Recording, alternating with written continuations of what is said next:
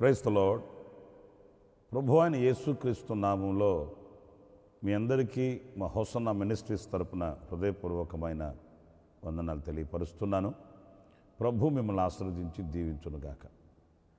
ఈ పూట పరిశుద్ధ గ్రంథంలో నుంచి భక్తుడైన యాకోబు రాసిన పత్రికలోని కొన్ని విషయాలు మనం ధ్యానిద్దాము. ప్రాముఖ్యంగా 5వ అధ్యాయం 9వ వాక్యాన్ని నేను చదువుతున్నాను, జాగ్రత్తగా మీరు ఆలకించండి. సహోదరులారా, మీరు తీర్పు పొందకుండా నిమిత్తము ఒకని మీద ఒకడు సణగుకుడి. ఇదిగో న్యాయాధిపతి వాకిట నిలిచియున్నాడు. ప్రియులారా, ఈ వాక్య భాగంలో మన ప్రభువు ఒక న్యాయాధిపతి, ఆయన వాకిట నిలిచి ఉన్నాడు అనే మాట మనం గమనించినప్పుడు ఆయన ఎంతో దూరాన లేడు, ఆయన సమీపముగా ఉన్నాడు. వాకిట నిలిచి ఉన్నాడు అని అంటే ఆయనకు మనకు ఎంత దూరం ఉంటుంది? ఒక అడుగు వేస్తే ఆయన లోపలికి వస్తాడు, లేదా మనము ఒక అడుగు వేస్తే మనం బయటికి వెళుతాం. ఒక్క అడుగు దూరంలో ఆయన మనకు అంత సమీపముగా ఉన్నాడు గనుక ఈ దైవజనుడైనటువంటి భక్తుడైన యాకోబు కొన్ని జాగ్రత్తలు చెప్తూ ఆయన ఎదుట మనం ఎలాంటి వారమై ఉండాలి అనేది స్పష్టంగా ఆయన వివరించాడు ఈ పత్రికలో, ప్రాముఖ్యంగా ఈ 5వ అధ్యాయంలో. ఆయన ఎక్కడో ఉన్నాడు అనంటే మనం నిమ్మళంగా ఉండవచ్చు, కానీ వాకిట ఉన్నాడు అన్నప్పుడు మనం చాలా జాగరూకులం కావాలి, జాగ్రత్త పడాలి. ప్రాముఖ్యంగా ఇక్కడ ఒక 3 వ్యక్తుల్ని దైవజనుడు ప్రత్యక్షపరుస్తున్నాడు, తెలియపరుస్తున్నాడు. ఆయన వాకిటే ఉన్నాడు గనుక ఎలాంటి వారమై మనం ఉండాలి అనంటే ఇక్కడ 7వ వాక్యంలో ఒక చక్కటి మాట, సహోదరులారా, ప్రభువు రాకడ వరకు ఓపిక కలిగి ఉండుడి. చూడుడి, వ్యవసాయకుడు తొలకరి వర్షమును కడవరి వర్షమును సమకూడు వరకు విలువైన భూఫలము నిమిత్తము ఓపికతో కాచుకొనుచు దాని కొరకు కనిపెట్టును కదా. ప్రియులారా, చూడండి, ఇక్కడ ఒక వ్యవసాయకుడిని తెలియపరుస్తున్నాడు, ఒక వ్యవసాయకుడిని గురించి చెప్తున్నాడు. ఒక వ్యవసాయకుడు తొలకరి వర్షం కడవరి వర్షం కొరకు కనిపెట్టుకుని ఉండి విలువైన భూఫలము కొరకు అతడు వేచి చూస్తాడు కదరా, ఎదురు చూస్తాడు కదా. అంటే ఒక వ్యవసాయకుడిని పోలిన బ్రతుకు మనం కలిగి ఉండాలండి. ఒక విలువైన భూఫలము కొరకు అతడు శ్రమ పడుతాడు, కష్టపడతాడు, నడుము వచ్చి పనిచేస్తాడు, కలలు కంటాడు. మరి అలాగే మనము కూడా విలువైనటువంటి భూఫలము అంటే విలువైన శ్రేష్టమైన దేవుడు బహుమానము కొరకై మనం ఎలా ఉండాలి, మనం ఎలా బ్రతకాలి, ఎలాంటి జీవితం మనం కలిగి ఉండాలి. కేవలం ఒక వ్యవసాయకుడైన వ్యక్తి విలువైన భూఫలము కొరకు అంత శ్రమిస్తాడే, అంత కష్టపడతాడు, కలలు కంటాడే. మరి మనం దేవుడిచ్చు బహుమానాన్ని పొందుకోవాలనుకున్నప్పుడు, ఆయన చేతుల మీదుగా ఒక ఆశీర్వాదకరమైన శ్రేష్టమైన బహుమానాన్ని మనం అందుకోవాలి అనుకున్నప్పుడు మనం ఎంత నిరీక్షణతో ఎదురు చూడాలి, వేచి చూడాలి, శ్రమపడాలి. ఇవన్నీ ఒక వ్యవసాయకునిలో ఉన్న లక్షణాలని మనం సరిపోల్చుకొని చూసుకోవాలి. ఈ రోజున కొంతమందిలో మనం గమనిస్తాం, ఈ అనుభవాలు కనిపించట్లేదు. ఆయన వాకిట నిలిచి ఉన్నాడు, ఆయన సమీపాన ఉన్నాడు గనుక నేను ఇలాంటి ఒక వ్యవసాయకుని పోలిన జీవితాన్ని కలిగి ఆ తొలకరి కడవరి వర్షము వలన నేను ఒక దీవెనకరమైనటువంటి ఆశీర్వాదకరమైన బ్రతుకుని కలిగి ఆ ప్రతిఫలం కొరకు వేచి చూడాలన్న అనుభవాలు అరుదైపోతున్నాయి, కరువైపోతున్నాయి. నా ప్రియమైన సహోదరులారా, ఈ రోజున కాస్త ఇబ్బంది కలిగినప్పుడు, శ్రమ కలిగినప్పుడు, ఆ శ్రమలో మనం తగము అన్నట్లుగా మనం ప్రవర్తిస్తుంటాము. కష్టపడడానికి ఇష్టపడము, ఇబ్బందుల్లో నిలవడానికి మనస్కరించము. మనకు విశాలత కావాలి, మనకు ఘనతలు కావాలి, మనకు ఉన్నతమైన స్థానాలు కావాలి.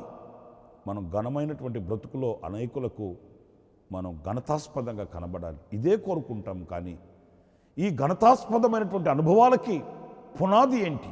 మనం ఒక శ్రమపడిన అనుభవాలలో, మనము కనిపెట్టే అనుభవాలలో, కాచుకున్న అనుభవాలలో, మనం ప్రభు యొక్క ఆగమనమును కొరకై మనం వేచి చూడాలన్న కాంక్ష ఉండట్లేదు. అన్నీ త్వరితగతులు జరిగిపోవాలి. మనం ఏది అడిగితే అది ప్రభువు చేయాలి, ఏది ప్రార్థిస్తే అది ప్రభు అనుగ్రహించాలి. ప్రార్థన చేయించుకోవడానికి అన్నీ వరుసగా నిల్చొని ఉన్నారంట. అంతలో జనం ఎక్కువగా ఉన్నందువలన ఆ ముందు లైన్లో ఉన్న వాళ్ళకి ప్రార్థన చేసి పంపించేస్తే ఆ తర్వాత వెనకున్న వాళ్ళు ప్రార్థన చేయించుకుంటారు కదా అని యేసన్న గారు ఆ ముందున్న వాళ్ళకి ముందు ప్రార్థన చేస్తూ ఉంటే ఆ వెనక నిల్చున్న ఒక ఆమెని ఆ ప్రక్కనే నిల్చున్న ఆయన చెంప మీద పాళ్ళని కొట్టాడంటండి. వెంటనే యేసన్న గారు ఆమెని, ఎవరమ్మా ఆయన అంటే ఆమె బోరు నడుస్తూ మా ఆయనేనండి అనిందంట. మరేంటి కొడుతున్నాడు ఏంటి అట్లా అంటే, ఆయనకి త్వరగా మీరు ప్రార్థన చేయలేదని వెళ్ళిపోదాం పద అంటున్నాడండి. నేనేమో ఇంతసేపు ఉన్నాం కదా, ఇంతమంది ఉన్నారు, పాపం ఆయనైనా ఏం చేస్తాడు, ఆ ముందున్న వాళ్ళకి ప్రార్థన చేసిన తర్వాత మనకు చేస్తాడు కదా అన్నానండి. దానికి కొడుతున్నాడండి. చూసారండి, వచ్చింది ప్రార్థన చేయించుకోవడానికి, వచ్చింది దేవుడు నన్ను ఆశీర్వదించాలి, ఆ ఆశీర్వాదాలు పొందుకోవడానికి దైవ సేవకుడు ప్రార్థన చేయాలని. మరి వచ్చిన దానికి వాళ్ళు చేసే పనికి సంబంధం ఉందండి? ప్రార్థన చేయడం కాస్త ఆలస్యమైందంట, దానికి కోప్పడిపోతున్నాడు. ఆమె ఏడుస్తూ చెప్తుందట, మీరు త్వరగా ప్రార్థన చేయట్లేదని వెళ్ళిపోదాం అంటున్నాడండి. చూడండి, దేవుని ఆశీర్వాదాలకి ఓపిక కావాలి, కనిపెట్టాలి. మరి అబ్రహాము ఎన్ని సంవత్సరాలు కనిపెట్టాడు? పిలిచిన వెంటనే అనుగ్రహించేసి ఆశీర్వదించేసి ఆయన పేరు గొప్ప చేసేసి ఆకాశ నక్షత్రాల వల్ల ఆశీర్వదించి ఇక నా బాధ్యత అయిపోయింది అన్నాడా? ఈరోజు ఎక్కడ కనిపెడుతున్నామండి? మన మనసులో ఒక ఆలోచన రాగానే ఇక మనకు నిద్ర పట్టదు, ఆ పని అయిపోవాలి. ఇది దేవుని చిత్తమా కాదా, దేవుని ఆలోచన కాదా, మన ప్రభు సన్నిధిలో ప్రార్థన చేయాలి, ఆయన సంకల్పాన్ని తెలుసుకోవాలి. ఇలాంటి ఓర్పు ఉండట్లేదండి. మనసులో ఒక ఆలోచన వచ్చింది, అది జరగాలి, నెరవేరిపోవాలి. ప్రార్థించాము, ప్రభు అనుగ్రహించేయాలి. ప్రభుని అడిగాం కనుక వెంటనే ప్రభు దిగి రావాలి, ఇలా అనుకుంటుంటాము. చాలా పొరపాటు. ఇక్కడ పరిశుద్ధులైనటువంటి యాకోబు చక్కని మాట చెబుతున్నాడు, మీరు వ్యవసాయకుని వలె ఉండాలి, కనిపెట్టి చూడాలి, ఆయన పాద సన్నిధిలో వేచి చూడండి. విలువైన భూఫలము కొరకు ఒక వ్యవసాయకుడు కనిపెట్టుకుని ఉన్నప్పుడు శ్రేష్టమైన బహుమానం కొరకు మనం కనిపెట్టుకుని ఉండలేకపోవడం ఏంటి? ఇది మనం నేర్చుకునవలసిన పాఠం. ఇక రెండవ విషయాన్ని ఇదే 5వ అధ్యాయంలో మనం గమనించినప్పుడు ఇక్కడ రెండవదిగా యోబును గూర్చి చెప్తున్నాడు. 11వ వాక్యాన్ని నేను చదువుతున్నానండి. సహించిన వారిని ధన్యులను కొనుచున్నాము కదా, మీరు యోబు యొక్క సహనమును గూర్చి వింటిరి. ఆయన ఎంతో జాలియు కనికరమును గలవాడని మీరు తెలుసుకొని ఉన్నారు. యోబు యొక్క సహనమును, ఆ సహించే మనసుని, ప్రియమైన దేవుని బిడ్డలారా, సహనమును గూర్చి యోబు ఎందుకు జ్ఞాపకం వచ్చాడు అంటే, సహించిన అనుభవాలలో యోబు ఎంతో ఉన్నతమైన స్థానం కలిగిన వాడండి. మనం కూడా సహిస్తాం, కానీ కొంతవరకే. ఆ తర్వాత మనం ఏమంటామంటే, నేను సహించలేను బాబోయ్, నేను సహించలేను, నా వల్ల కాదు, ఇక అటో ఇటు తేలిపోవాలి, ఇక దేవుడో జీవుడో తేలిపోవాలి, అంతేగాని నాకు అంత ఓపిక లేదు, నేను అంత సహించలేను, అంత నాకు ఓర్పు కూడా లేదు, ఇలాంటి మాటలు అంటూ ఉంటాను. కానీ యోబు గురించి మనం లేఖనాల్లో మనం చదువుతాం కదండి. ఎన్ని ఆయనకి ఎదురైనప్పటికీ కూడా సహించి భరించి, ఇది ఒక ఉన్నతమైన ఆధ్యాత్మికమైన విలువ అని చెప్పడంలో ఎలాంటి సందేహం లేదండి. అందరూ సహించలేరు, అందరూ భరించలేరు. ఎవరైతే దేవుని ఆత్మయందు స్థిరపరచబడిన వారై, ఆ దేవుని ఆత్మను కలిగిన వారై ఉంటారో, ఆ ఆత్మయందు ముద్రించబడిన వారై ఉంటారో, వాళ్ళు సహించగలుగుతారండి. మన ప్రభు అయిన యేసుక్రీస్తుని గురించి కూడా హెబ్రీ పత్రిక 12వ అధ్యాయంలో మనం మాటలు చదువుతామండి. నేను చదువుతాను ఆ మాటలు, చూడండి. 2వ వాక్యం అండి.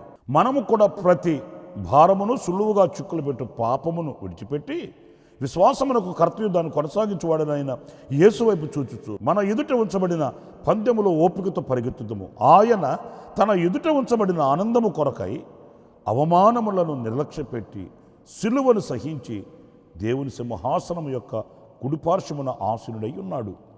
ప్రియులారా చూడండి, ఇక్కడ అవమానములను నిర్లక్ష్యపరిచి, అవమానం కలిగింది. ఆయన దేవాతి దేవుడు, సర్వశక్తి కలిగిన దేవుడు, పరాక్రమము కలిగిన దేవుడై ఉండి ఆయనను నిందించారు, ఆయనను వేధించారు. ఆయనకు కలిగిన హింసలలో, అవమానాలలో, ఇబ్బందులలో మనలో ఎవరికి కూడా అంత ఇబ్బంది, అలాంటి శ్రమ ఎవరికి కూడా వచ్చి ఉండవండి. కానీ ఎదుట ఉన్న ఆనందము కొరకై ఆయన అవమానములను నిర్లక్ష్య పెట్టాడంట, లెక్క చేయలేదు ఆయన. ఎందుకంటే నేను సహించాలి, సహించినప్పుడే నాకు ప్రతిఫలం కలుగుతుంది, వీటిని భరించాలి అని ఆయన తన ఎదుట ఉన్నటువంటి ఆ అవమానములను ఎప్పుడు కూడా లెక్క చేసి కృంగిపోలేదు. మనకు కొంచెం ఏదైనా నింద కానీ ఎలాంటి ఇబ్బందులు కానీ వచ్చినప్పుడు ఇక వాటినే తలంచుకొని కూర్చుంటాం, అన్నం నీళ్లు మానేస్తాం, నిద్రాహారాలు మానేస్తాం, ఇక నలుగురు కనబడినా వాళ్ళకి అదే చెప్పుకుంటాం. ఇక ఎప్పుడు మనసులో అదే ప్రతిధ్వనిస్తూ ఉంటాయి. నా ప్రియమైన దేవుని బిడ్డలారా, అలాగైతే యోబు సహనమును గూర్చి చూడండి. యోబును గూర్చి మనం చదువుతాము. ఆయన జాలియు కనికరము గలవాడంట. వాస్తవంగా ఆయన ఏమనుకోవాలి, నేను ఎవరికి కీడు చేసిన వాడిని కాదే, అందరి మీద జాలి పడ్డవాడినే, అందరికీ గుప్పిలు విప్పి సహాయం చేసిన వాడినే, 10 మందికి పెట్టి పోషించిన వాడినే, కానీ ఎవరిని నేను ఇలాగ హింసించలేదే, ఎందుకు నాకు ఇలా జరిగింది, నాకంటూ ఇలా ఎందుకు జరగవలసి వచ్చింది అని ఆయన విమర్శ అడగాలి కదా. కానీ ఆయన ఎన్నడూ కూడా ఆ ధోరణికి వెళ్ళలేదండి. ఎన్నడూ కూడా అలాంటి మనస్తత్వం కలిగిన వాడు కాదండి. దేవుడు అంగీకరించాడు, దేవుని ఆజ్ఞ లేనిదే నాకు ఏది జరగదు. ఆయన అంగీకరించినప్పుడు నేను అనుభవించడంలో తప్పేంటి? ఆయన ఆజ్ఞ లేనిదే నాకేది రాదు అన్నప్పుడు, ఆయన అనుగ్రహించి అంగీకరించినప్పుడు వాటిని సహించాలి కదా, భరించాలి కదా. నిజమే. అందుకే దేవుని దృష్టిలో నుంచి యోబు పోలేదు. దేవుని దృష్టిలో యోబు ఒక ఉన్నతమైన స్థానాన్ని సంపాదించుకున్నాడు, ఘనుడుగా ఎంచబడ్డాడు, 2 దీవెనకు పాత్రుడయ్యాడు. మరి మన పరిస్థితి ఎలా ఉంది? సహించగలుగుతున్నామా? మన ఎదుట ఏదైనా ఆపద వచ్చినప్పుడు, ఇబ్బందులు కలిగినప్పుడు వాటిని భరించగలిగి మన ప్రభువును స్తుతించగలుగుతున్నామా? మన ప్రశ్న వేసుకోవాలి. మనకు అంత ఇబ్బందులు లేకపోయినా చిన్నపాటివి, సులువైనవి, వాటిని కూడా మనం సహించలేకపోతే, దైవజనులు యేసన్న గారు ఆయన ఎప్పుడు అంటునేవాళ్ళు, సహించి భరించే కృపను మనం వేడుకోవాలి, కానీ మన ఎదుట ఉన్న పోరాటాలు తీసివేయమని ఎప్పుడు మనం కోరకూడదు, ప్రార్థించకూడదు అని చెప్తుండేవాళ్ళు. ఎలాంటి పరిస్థితి మన ఎదుట నిలిచినప్పటికీ, ప్రభువా నాకు సహించే కృపనివ్వు, సహించే కృపనివ్వు, భరించే కృపనివ్వమని మనం కోరుకోవాలి, ప్రార్థించాలి, శక్తిని పొందుకోవాలి. ఇక్కడ 3వ వ్యక్తి, ఈ 5వ అధ్యాయంలో 3వ అనుభవం ఏంటంటే ఏలియాను గురించి 17వ వాక్యంలో రాశాడండి. ఏలియా మన వంటి స్వభావం గల మనుషుడే. వర్షింపకున్నట్లు అతడు ఆసక్తితో ప్రార్థన చేయగా 3.5 సంవత్సరముల వరకు భూమి మీద వర్షింపలేదు. అతడు మరలా ప్రార్థన చేయగా ఆకాశము వర్షమిచ్చెను, భూమి తన ఫలమునిచ్చెను. పిల్లలు చూడండి, ఇక్కడ ఏలియాను ఎందుకొని ఆయన తెలియపరుస్తున్నాడు అని అంటే, వివరిస్తున్నాడు ఆయన గురించి అంటే ఆయన మన వంటి స్వభావం కలిగిన వాడే అయినప్పటికీ ఆసక్తి కలిగి ప్రార్థన చేసిన వాడంట. నీతిమంతుని ప్రార్థన బహుబలము కలిగినదై ఉంటుందని ఈ వాక్యంలో వ్రాయబడి ఉందండి. మరి ఆయన ప్రార్థన ఎలాంటిది అనంటే ఆయనేమి పరలోకం నుంచి ఊడిపడ్డవాడు కాదు, మనకంటే అతీతుడేమి కాదు, మనలాంటి స్వభావం కలిగిన వాడే. ఆయనకి కూడా భయం కలిగింది, ఆయనకి కూడా అలసట వచ్చింది, ఆయనకి కూడా కోపం వచ్చింది. ఇవన్నీ సర్వసాధారణమే. కానీ ఆయనలో మనం నేర్చుకునవలసింది ఆసక్తి కలిగి ప్రార్థన చేశాడు. ఆసక్తి కలిగి ప్రార్థన చేశాడు.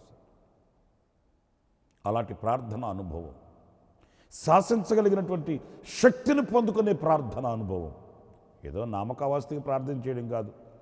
భోజనం చేసేటప్పుడు, పడుకునేటప్పుడు, బయటకు వెళ్ళేటప్పుడు ఏదో చిన్న చిన్న ప్రార్థనలు ఉంటాయి కదండి, అలవాటైన ప్రార్థనలు, అవి కాదు. శాసించుటకు కావలసిన శక్తిని పొందుకునేంత ప్రార్థన. దేనినైనా మనం శాసించగలిగే ఆ శక్తి మనకు కావాలి. ప్రార్థన ద్వారా దాన్ని పొందుకోగలగాలి.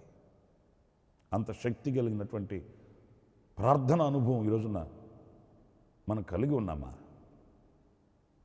ఆదివారం ఆరాధనకి వెళ్ళేదే కష్టం, ఇక ప్రార్థన చేయడం అనేది ఇంకెంత కష్టం మన వాళ్ళకి. కాసేపు వాక్య ధ్యానం చేద్దాం అనుకుంటే అంత సమయం దొరకట్లేదు.